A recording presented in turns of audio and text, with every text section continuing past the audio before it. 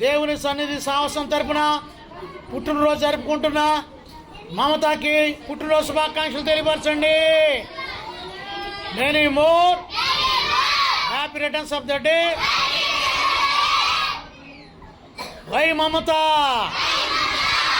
మమత కోసం ప్రార్థన చేద్దామా?